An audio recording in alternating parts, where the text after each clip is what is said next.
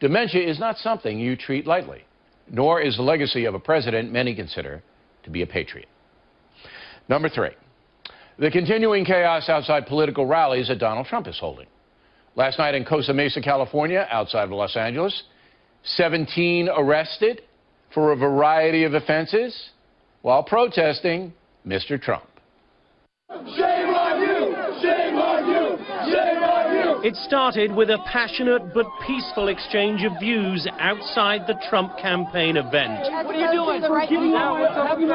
But as the sun went down and the tension rose, hundreds of protesters moved from the parking lot of the Pacific Amphitheater where Trump was speaking to the streets of Costa Mesa, blocking a major intersection, making their distaste for Trump loud and clear, with one particular unbroadcastable anti-Trump slogan repeated again and again, among other shouts and chants.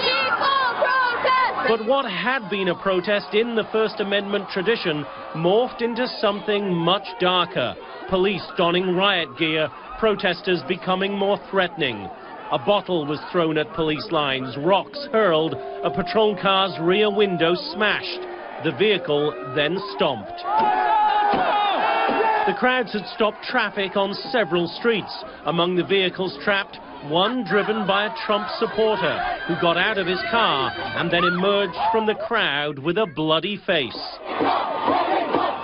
The police ordered the crowd to disperse. They didn't, many of them seemingly more intent on taking selfies than taking part in political protests. Arrests began to be made.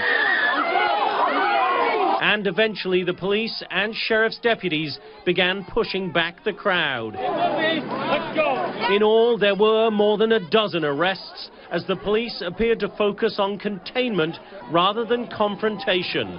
But what was perhaps most remarkable here was that this all happened at a presidential campaign rally, a measure of the passions of this extraordinary political season, but a sign, too, of how easily those passions can and might damage rather than dignify democracy.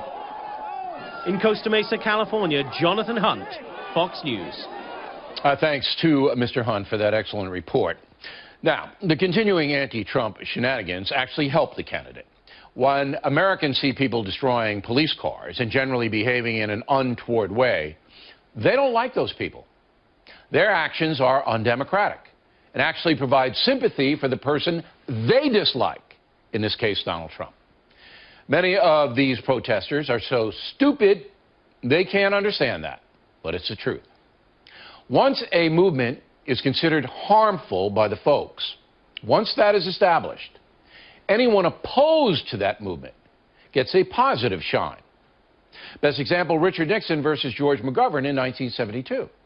The violent demonstrations against Nixon actually propelled him to a landslide victory, even though the man himself was not generally liked. So you pinheads wrecking cop cars and spraying your political opponents with chemicals might want to consider that.